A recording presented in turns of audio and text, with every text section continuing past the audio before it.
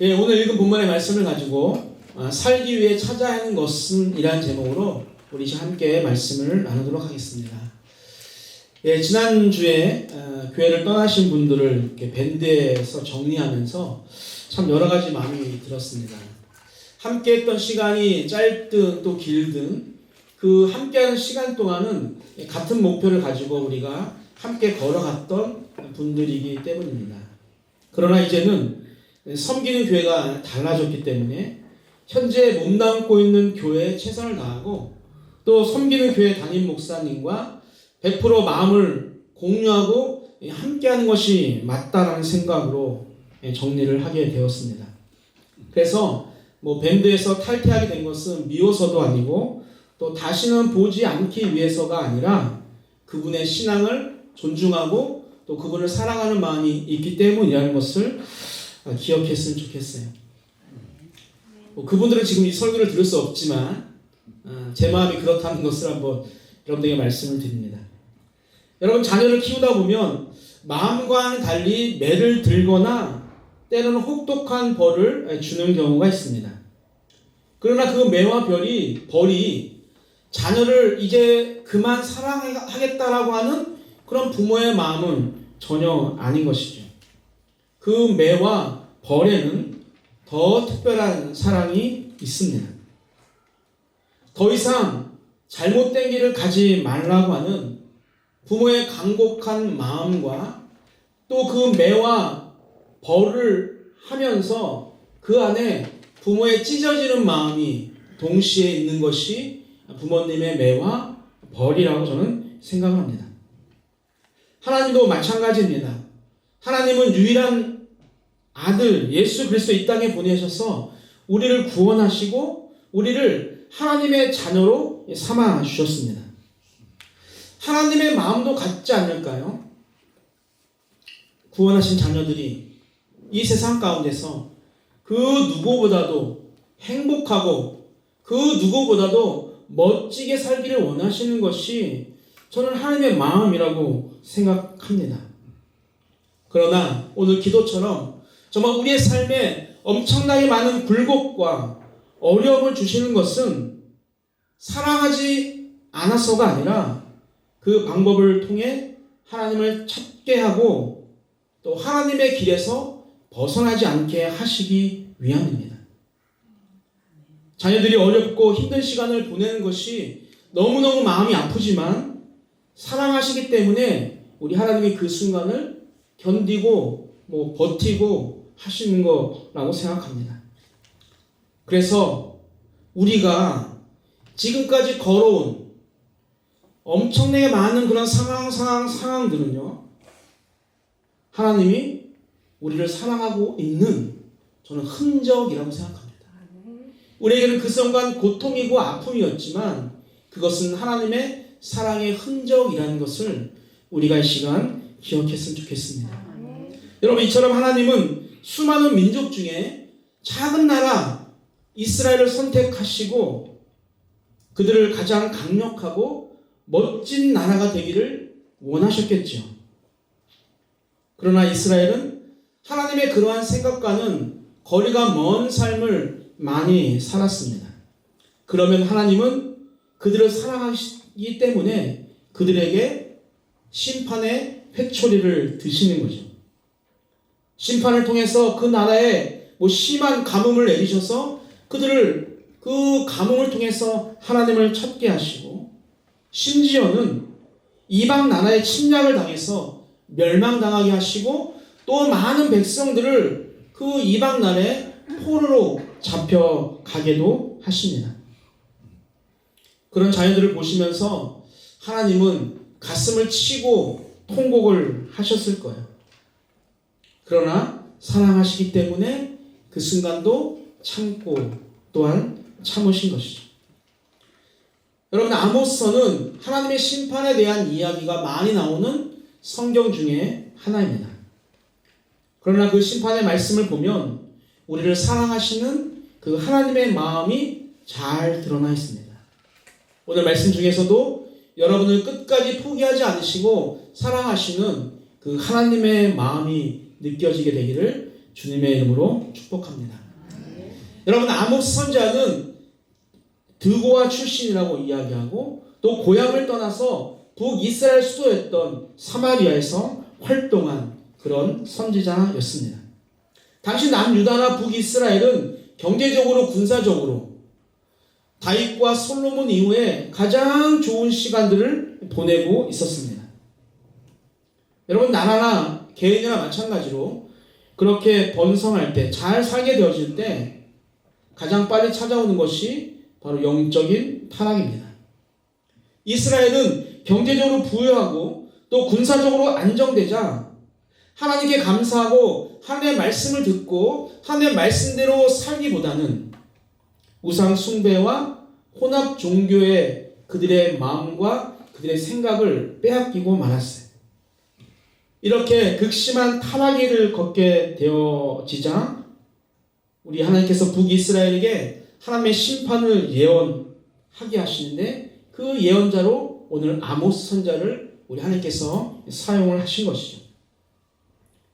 우리 1절을 보게 되어지면 한글 성경은 이스라엘 족속아라고 하면서 이스라엘 족속을 부르는 내용으로 시작을 하지만 히브리어 원문을 보게 되어지면 시메우라고 해서 너희는 들으라라는 말로 성경은 시작을 합니다.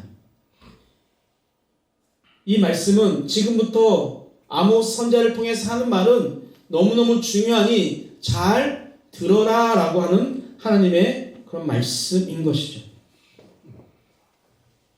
그 내용을 그리고 무엇이라고 소개하냐면 그래서 이스라엘을 향한 애가라고 그렇게 설명합니다.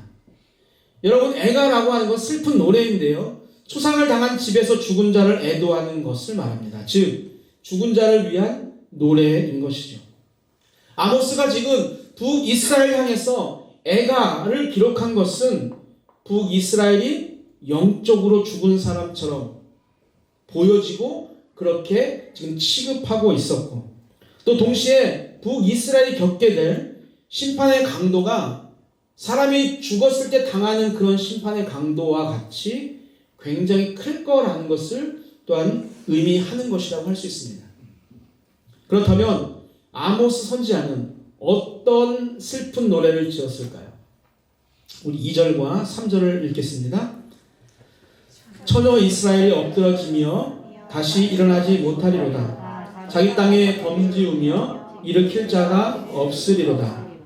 주 여호와께서 이와 같이 말씀하시되 이스라엘 중에서 1000명이 행군에 나가던 성읍에는 100명만 남고 100명이 행군에 나가던 성읍에는 10명만 남으리라 하셨느니라. 아멘. 여러분, 처녀 이스라엘이 엎드려졌다라는 것은요, 처절한 죽음을 당했다라는 그런 의미입니다. 그래서 다시는 일어나지 못하고 또 자기 땅에 던져졌다라는 것은요, 내팽개졌다는 거예요. 그럼에도 불구하고 그들을 도와줄 자가 아무도 없다는 것이죠. 이스라엘 땅에 참혹한 그런 심판의 모습을 경고하는 것입니다. 그러나 전쟁에 나가면 1000명이 나가면 100명만 남고 100명이 나가면 10명만 남는다는 말씀을 통해서 숫자적으로 90%가 멸망하는 그 참혹한 가운데서도 10%의 사람을 남긴다라고 하는 하나님의 사랑의 마음을 드러내고 있는 것이죠.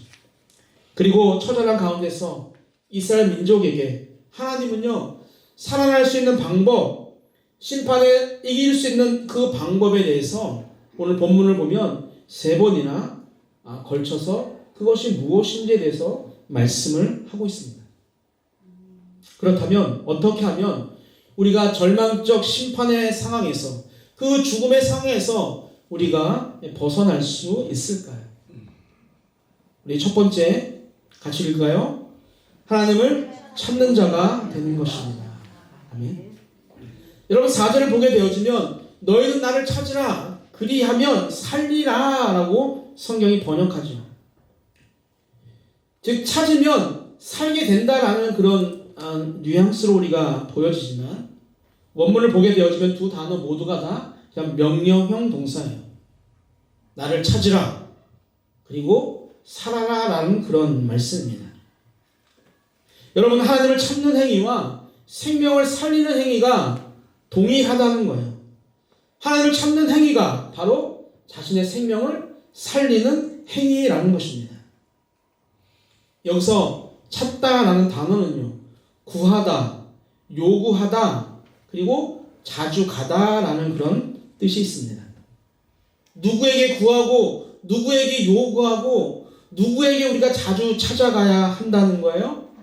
바로 나 여호와 하나님을 찾아야 한다라는 것입니다. 그분께 우리가 자주 가야 한다라는 것이죠.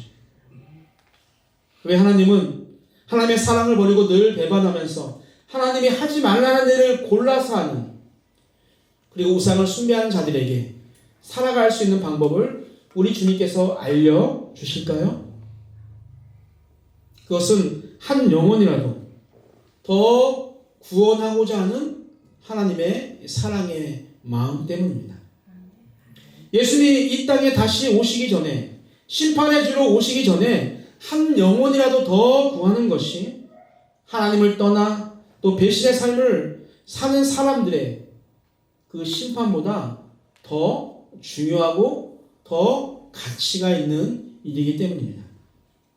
예수님은 십자가에서 죽음을 앞둔 순간에도 무슨 일을 하셨습니까? 옆에 있는 한 강도를 구원하셨죠. 온 인류를 구원하기 위해서 이 땅에 오신 예수님께서 십자가에서 죽는 그 순간까지, 마지막 순간까지 고통을 더 참으시면서 그 한 영혼을 구원하셨어요. 그렇기 때문에 우리도 마지막까지 한 영혼의 구원을 위해 힘쓰고 애쓰는 삶을 살아가야 합니다. 여러분, 경제가 풍성해지고 정치가 안정되어져서 이스라엘 백성들은 행복했겠죠. 하루하루가 너무너무 즐거웠을 거라고 생각합니다. 그러나 하나님이 없는 풍부함은 화려한 모양을 갖고 있지만 줄기가 꺾인 채 마치 꽃병에 꽂아 있는 그런 아름다운 꽃처럼, 장식된 꽃처럼 언젠가는 시들고 마는 것이죠. 시간이 지나면 화려했던 꽃들이 시들고 추한 모습으로 바뀌게 되어지는 것처럼 우리가 아무리 잘 살고 우리의 모습이 행복한 모습처럼 보인다 할지라도 우리 안에 예수 그리스도가 없으면 우리의 삶은 언젠가는 시들게 되는 것이죠. 지금 우리는 무엇을 찾아서, 또 누구를 찾아서 나의 삶을 좀 더 멋지고 또한 나의 삶을 좀 더 아름답게 만들려고 하십니까? 오늘 하나님은 아모스 선지자를 통해서 다른 그 무엇이 아니라 어떻게 하라고? 나를 찾으라라고 말씀하세요. 그것이 진정으로 내가 멋지고 아름답게 살게 되는 것이라고 말씀을 하고 있는 것입니다. 이런 찬양이 있습니다. 내가 주인 삼은 모든 것 내려놓고 내 주 대신 주 앞에 나가 내가 사랑했던 모든 것 내려놓고 주님만 사랑해. 주 사랑 거친 풍랑에도 깊은 바다처럼 나를 잠잠케 해. 주 사랑 내 영혼의 반석 그 사랑 위에 서리. 아멘. 여러분, 내가 주인 삶은 것을 내려놓고 주님을 찾지 않으면 우리의 미래는 심판과 영원한 죽음뿐입니다. 여러분, 원리는 굉장히 간단합니다. 하나님을 떠난 자에게는 죽음이 있고 하나님을 찾는 자에게는 생명이 있습니다. 이 시간 우리 모두가 다 하나님을 찾는 자가 되어져서 죽음의 자리에서 영원한 생명의 자리로 옮겨가게 되기를 주님의 이름으로 축복합니다. 여러분, 심판에서 살아나기 위한 두 번째 방법 역시 여호와를 찾는 것입니다. 우리 6절, 우리 상반절 한번 읽어볼까요? 너희는 여호와를 찾으라. 그리하면 살리라. 그렇지 않으면 그가 불같이 요셉의 집에 임하여 멸하시리니. 아멘. 여러분, 북이스라엘은 남과 북이 갈라지면서 처음부터 우상을 섬기는 나쁜 악을 저질렀습니다. 하나님께서 말씀하신 예루살렘 성전에서 제사를 드리지 않고 베델과 길갈이라고 하는 곳에서 자신들만의 제단을 쌓고 하나님께 제사를 드렸어요. 그러나 하나님이 말씀하신 곳이 아닌 자신들이 편한 장소에서 인간적인 인본주의적 제사를 드렸기 때문에 하나님은 그들의 수없이 많은 예배를요 받으시지 않으셨습니다. 5절을 보면 베델을 찾지 말고 길갈로 들어가지 말고 브엘세바로 나아가지 말라라고 말씀합니다. 여러분, 그렇다면 이 베델과 길갈과 브엘세바는 왜 들어가지 못하게 하셨을까? 여러분, 베델이라고 하는 것은요 하나님의 집이라는 그런 뜻입니다. 야곱이 하나님으로부터 영원히 함께 하시겠다라고 하는 약속의 말씀을 들은 곳이 베델입니다. 우리가 어떠한 소중한 사람을 처음 만난 장소와 시간을 우리가 의미 있게 생각하는 것처럼 베델은 그렇게 이스라엘 민족에게 있어서 너무나도 중요한 곳입니다. 그런데 지금 그곳이 어떤 장소가 되었냐면 우상의 본거지가 되었어요. 여기서 찾지 말라는 것은요 단순히 들어가지 말라는 의미가 아니라 베델에 생겨지는 수없이 많은 우상 숭배와 종교적, 정치적 비리에 조금이라도 몸을 담그지 말라는 것. 즉 그 우상 숭배에 연루되지 말라라고 지금 말씀하고 있는 겁니다. 여러분, 두 번째 길갈은 400년 종살이를 마친 이스라엘 백성들이 40년의 광야 생활을 마치고 요단강 동편에서 요단을 건너서 첫 번째로 가나안 땅에 들어가 그들의 장막을 쳤던 곳이 바로 길갈입니다. 그들에게 얼마나 소중한 장소였을까요? 그런데 그 길갈이 호세아서를 보면 이렇게 변질되고 말았는데요. 한번 읽어볼까요? 호세아 9장 15절입니다. 그들의 모든 악이 길갈에 있으므로 내가 거기에서 그들을 미워하였노라. 그들의 행위가 악함으로 내 집에서 그들을 쫓아내고 다시는 사랑하지 아니하리라. 그들의 지도자들은 다 반역한 자니라. 아멘. 여러분, 그 길갈이 하나님은 사라지고 악과 우상을 숭배하는 그 대표적 도시 길갈이 되었기 때문에 그곳에 들어가면 사로잡힌다라고 말씀합니다. 즉 우상의 포로가 되어진다는 것이죠. 그래서 가지 말라는 거예요. 여러분, 브엘세바는 이스라엘에서 가장 남쪽에 위치한 지역입니다. 아브라함이 첫 번째 제단을 쌓았던 곳이고 또 이삭이 또 야곱이 하나님으로부터 내가 너희의 민족을 창대한 민족으로 만들어주겠다라고 하는 약속을 받았던 곳이 브엘세바이고 사무엘이 두 아들들을 사사로 세웠던 곳이 바로 브엘세바입니다. 얼마나 소중한 곳입니까? 그런데 오늘 성경은 그 브엘세바로 나아가지 말라라고 말씀하는 것이죠. 우리 사랑하는 산돌의 성도 여러분들과 오늘 방문하신 우리 여러분들, 하나님이 이 본문을 통해서 우리에게 무엇을 말하고자 하시는 걸까요? 모든 것은 영원하지 않다는 거예요. 모든 것은 변할 수 있다는 것이죠. 모든 것은 변질될 수 있다는 것입니다. 장소도 바뀌고 내 신앙도 늘 바뀌게 되었어요. 이전에 아무리 하나님을 만난 장소랄지라도 지금 그곳이 우상이 가득한 장소가 되어졌다고 한다면, 하나님이 떠난 장소라 한다면 우리는 그곳에 머물러서는 안 됩니다. 이제 그곳에서는 더 이상 하나님을 만날 수도 하나님을 찾을 수도 없기 때문입니다. 여러분의 베델과 여러분의 길갈과 여러분의 브엘세바는 무엇이고 또한 어디입니까? 지금 우리는 그것을 떠나야 합니다. 지금 그것을 우리는 과감히 던져버려야 합니다. 그것을 버리고 그것을 떠나야 하나님을 찾을 수 있고 또한 우리는 살 수가 있습니다.